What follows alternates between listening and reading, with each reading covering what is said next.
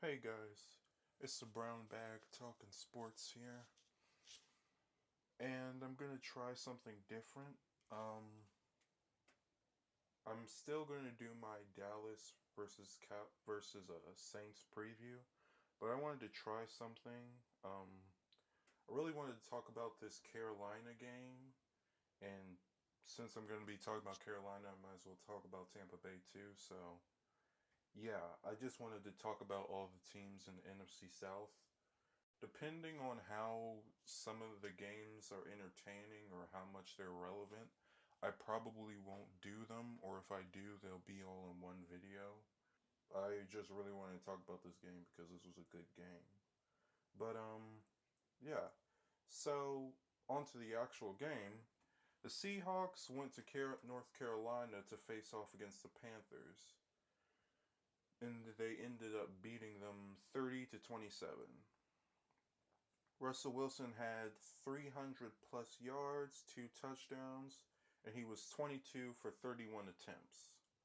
Cam Newton had 256 yards, two touchdowns, one interception, and he had 25 completions out of 30 attempts.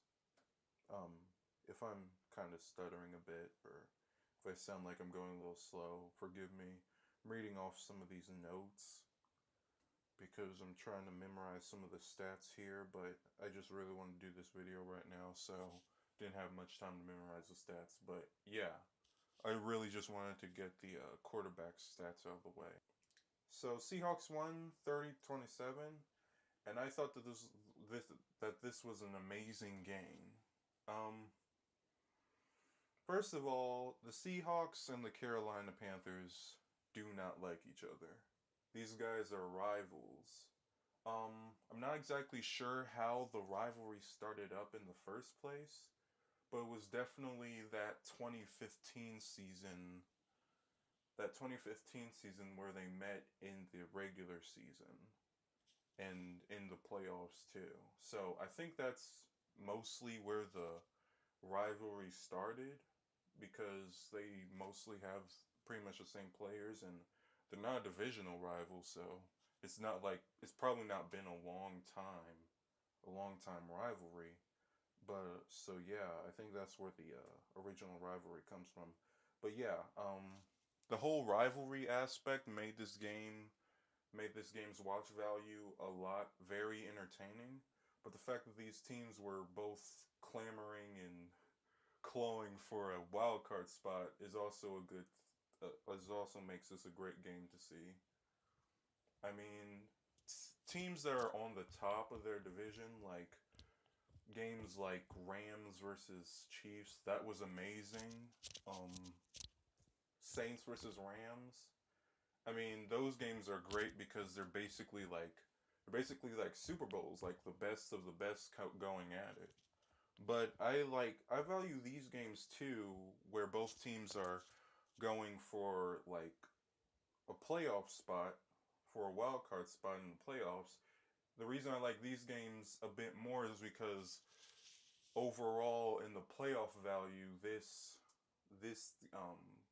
these games do matter. And even though I mean the Saints, unless if the Saints just fall apart, or even the Rams, they'll probably, even if they lost any of those games, like even if the Rams lost against the Chiefs or the Saints lost against the Rams, they'd still be playoff bound as long as they didn't just fall apart or they didn't just go down due to injuries. They're pretty good when it comes to playoff standings. But when it comes to teams like this, I mean, Carolina was 6-4 going into this. Steelers were 5-5. These teams were in the playoff hunt. These guys are hunting for that playoff for that wild card spot. And games like this are what matter at the end of the season.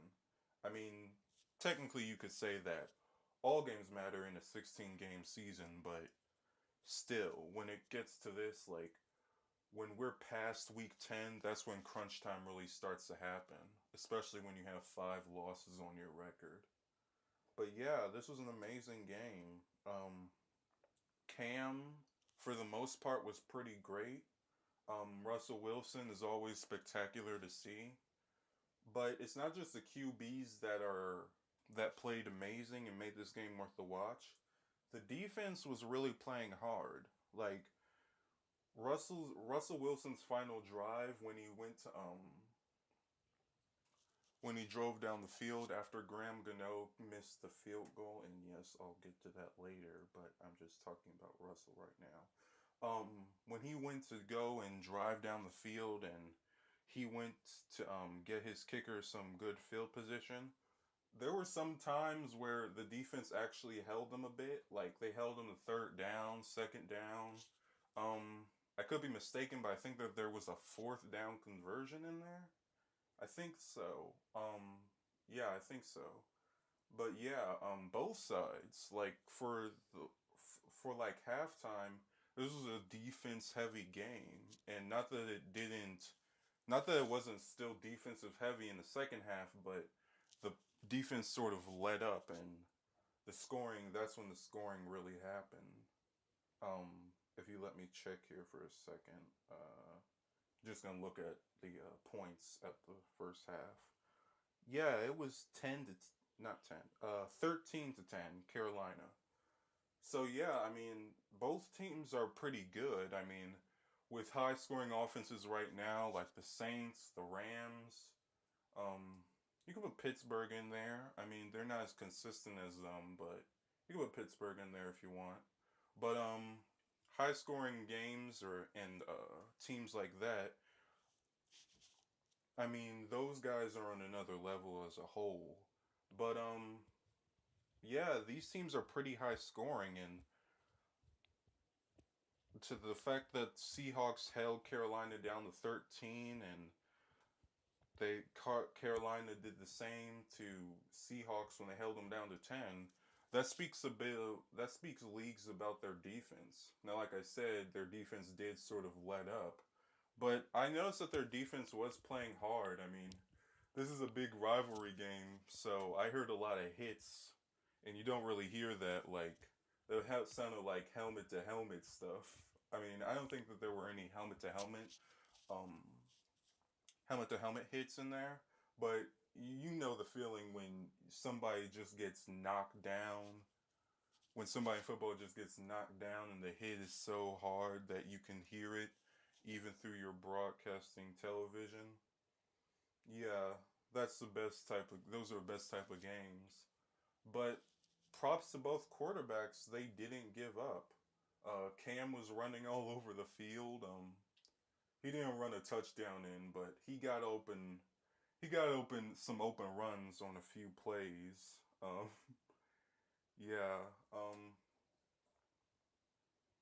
yeah. Cam took some hits. Thankfully, no helmet to helmets, but he took some tough hits and he just got back up. He was like, "Yeah, I'm here, man."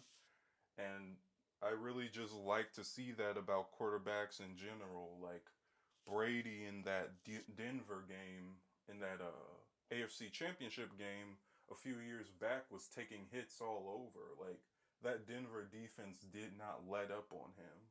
He had to take those hits. He had to take his lumps, and Denver just didn't back down. And but give credit to Tom Brady, he got back up and he threw that, and he threw those. He was still throwing. Just period. He was still throwing, and he was even though Denver's defense was really great and they held him to the final second. I mean, Tom Brady still put them back in that game. Like he was, the Patriots were very close to winning against Denver because Peyton was just taking his day off. I don't want to say that about Peyton, but the offense as a whole on Denver's side wasn't really doing much. Thankfully, their defense held the Patriots down, but yeah, Denver, the Peyton owes a lot to his defense. But back to the actual game that I was originally discussing. Yeah, Russell Wilson, he's a genius in the pocket. He can dodge people. He can dodge people and stay in that pocket. He's dangerous with that arm of his. I mean, he aired some out. I saw one in the second half where he aired one out down the field. I think they might have got a field goal off of that, but I can't remember who he threw it to. But yeah, that was just an amazing throw. I'm sorry I'm being so vague, but it was just an amazing throw. Like, I wish I could describe it more, but I can't right now. So yeah, but that was an amazing throw. Amazing throws by both quarterbacks. I mean, Cam did throw an interception, and yeah, that's on him. But even then, the ball sort of bounced off of one of his players, um, and landed in the hands of the defender. So yeah, I mean, it's a questionable pass looking back on it, but that's still a really that's still like it's still like some lucky stuff. Like sometimes the ball is just gonna land like that. But yeah, he had an interception. Um, yeah, this is just a tough game by both by two teams who needed a win to stay in playoff contention. Um, yeah. So I wanted to talk a bit about Graham Gano and his kicking abilities.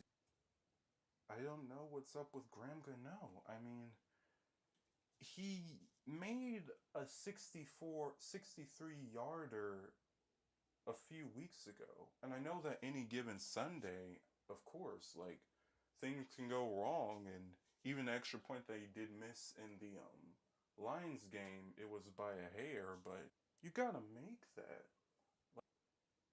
That was an extra point. It wasn't a 42-yard field goal. You had an extra point. They automatically put you like at the 25 or at the 30 when you score a touchdown and you're trying to make the extra point. I just don't get that. Or even though he didn't miss that many kicks, that was still a pretty close kick that he should have made. But yeah, same this week. I mean, it's not exactly the same. It wasn't an extra point. It was a 52-yard field goal attempt. But even then, I mean, still, Graham Gano was really good. I know I keep going back to it, but he made that 64-yarder back in week 4 against the Giants that saved them from that game because that was going to overtime. It's just really disappointing. Like, even before this kick, he was 3 for 3 and 50-plus yard field goals this year. So it's just so odd to see Graham Gano just not make the kick. Like, I know that there's a lot more to kicking than just kicking, but if I recall, I didn't see anybody block it. I mean, the wind could have gotten to it a bit, but I didn't really see any particular wind changes. It wasn't like that Justin Tucker kick where the wind just straight up blew it to the side. It was pretty on par for most of the kick. So I just don't understand. But yeah, he missed the 52-yarder. Russell got the ball back. He drove down the field, and then his kicker Janikowski into his field goal range. He had to kick a 31-yard field goal. He drilled the field goal in there, and that put him up 30-27 with no time left. So Seahawks win it. They're second place in their division, right under the Rams. Panthers are got dropped to 6-5 due to that loss, and they're still in second place. But I mean, wild card spot does not look. I mean, it's a loss, but I'm not gonna say that the Panthers are trash. I mean, I'll give them their respect. They did play to the end until Graham Gano missed a kick. But yeah, Seahawks got the dub, and it's not impossible for Panthers to get a wild card spot, but their closing schedule, they play at Tampa, They play at Cleveland. They go back home and they're going to face off against the Saints. They still stay at home and they face the Falcons. And they go to New Orleans to face the Saints once again. So they have 5 games left. So a wild card spot is still possible, but that closing schedule, I mean, Buccaneers are no slouch. They can put up points. I do believe in Carolina's defense more than I believe in the Bucs offense, but heck, I just believe in Panthers offense more than Buccaneers offense. I mean, their quarterbacks are just too inconsistent. Like, they just keep switching them out. I believe in Panthers offense a lot more, so I think that'll be a win. It'll probably be tough since it's a division rival, but I don't think the Bucs are gonna start trying to tank or anything. So this will still be a tough game. Browns, it's a road game. Same with Tampa. I mean, not to harp back on Tampa, but yeah, it's a road game too. So you're gonna be at their home trying to face off against them and get the W. I don't think it's impossible, but it's gonna be a tough one to get. But back to the Browns. Panthers play the Browns after Tampa. This isn't the Browns team of old. This isn't the 0-16, 1-15 Browns. You can't just mark them off as a W anymore. You gotta put some respect on the Browns' name. I mean, they're probably not gonna head to the playoffs this year, but I mean, they have a tough team. Like, even back in week 2, they held the Saints, which is now one of the most explosive offenses in the league, period. I mean, they average like, 40 to 30 points a game these past couple of weeks. They were one of the 2 teams to keep the Saints held down under 30. Them and the Ravens.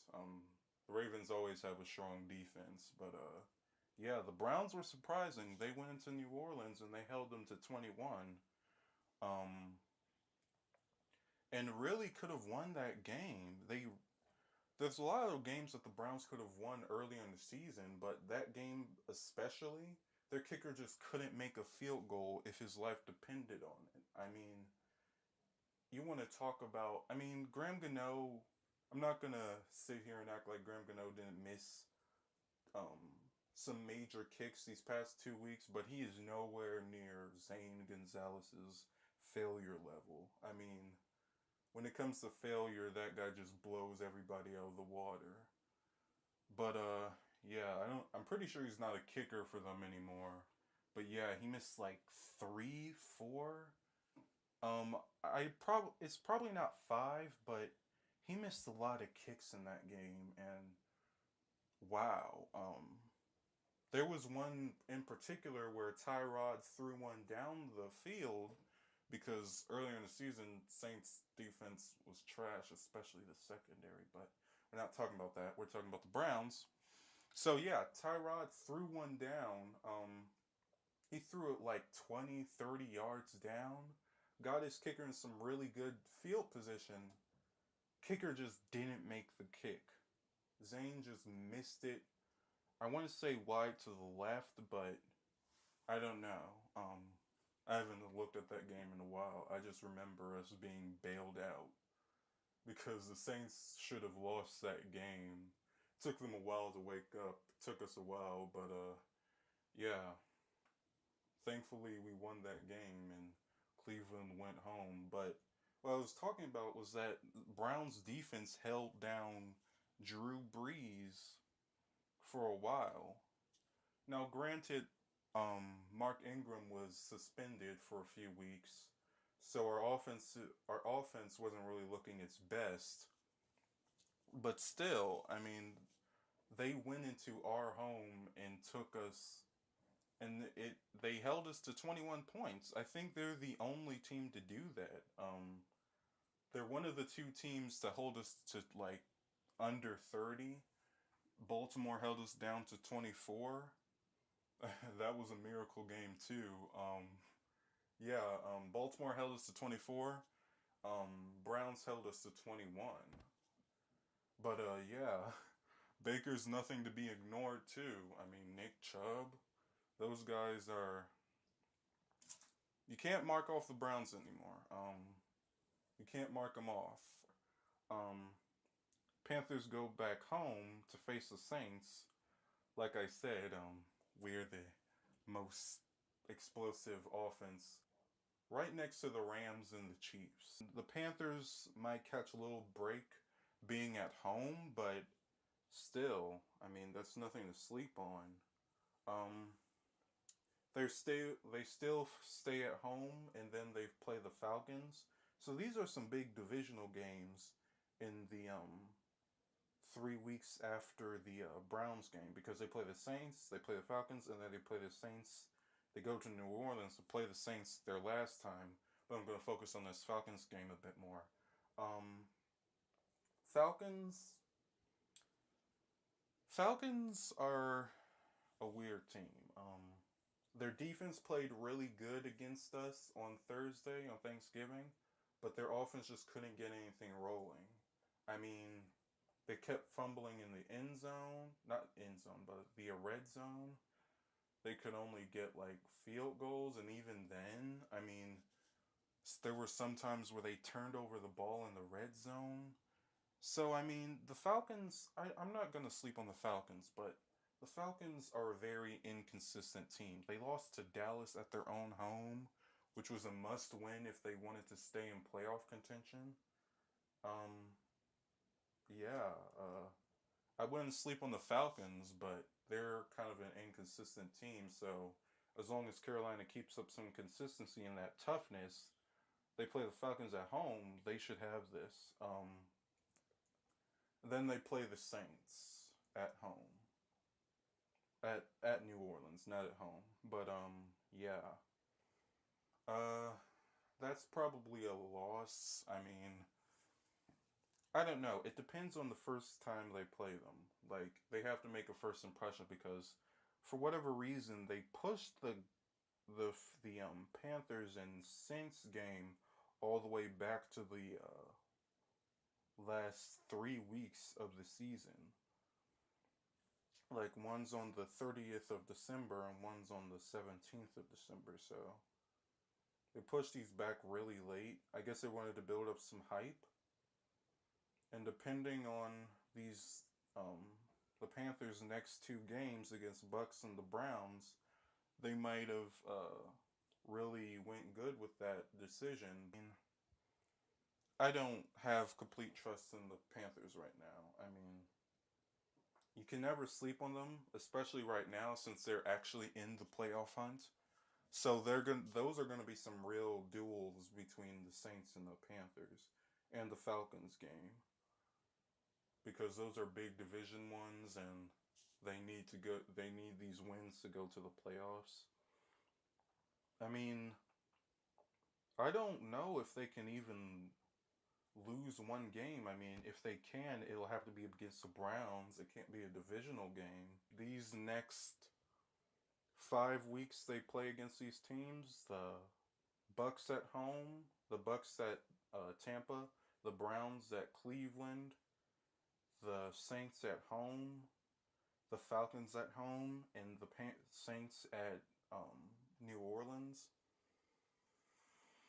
I don't know, man. It's not looking too bright for them, but like I said before, Seahawks and Panthers aren't to be slept on. They're hunting for the wild card spot in the most literal sense as possible. So, I don't have much more else to say on the Panthers. I want to talk about the Seahawks a bit more. So, yeah.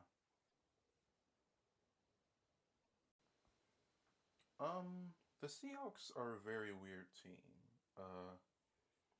Not in a bad way necessarily, but the Seahawks, whenever Russ plays good, the Seahawks play pretty good. Like, even if I think it even affects their defensive side a lot when Russ plays good, but when Russ isn't having that good of a game, um, I don't think I just haven't seen the Seahawks play that well when Russ wasn't having a great game. But thankfully for their team right now, Russ has had a pretty good game this week. 300 plus yards, 2 touchdowns. I mean, that's pretty good out of any quarterback. I mean, if anything you could ask for, I guess you could ask for more touchdowns, but that's a pretty exceptional stat sheet if you ask me. Um, but yeah, this was a good win for them. This puts them back in the playoff hunt, the wild card hunt, if I say so correctly. They're second in their division, right behind the Rams, and the Rams are 10-1. So it's pretty much impossible to try and get to them right now. I mean, unless if the Rams just lose out, I don't see the Seahawks taking over the division anytime soon. So, and I think yeah, they lost their last games to them. So even if they were to somehow tie, that would be the tiebreaker, um, because they lost twice to the Rams. So yeah, they are looking for a wild card spot at at the most because it's impossible for them to get to the top. But yeah, if this Seahawks team can stay consistent, I really believe that they can get to the playoffs and maybe do a little damage at least. I mean, because Seahawks last year didn't get to the playoffs, but I like what I saw from this Seahawks team this week. They went into North Carolina. They went into Carolina Stadium, and they beat Carolina fair and square. Um, their defense, I'm really impressed by their defense this game too, because, like I said before, this was a big defensive struggle in the first half. Like it was 10-13. So yeah, I mean, obviously these guys aren't the Legion of Boom. They aren't like Denver or anything, but they did their job, so I have to give them props. Um, like I said, Russ played amazing.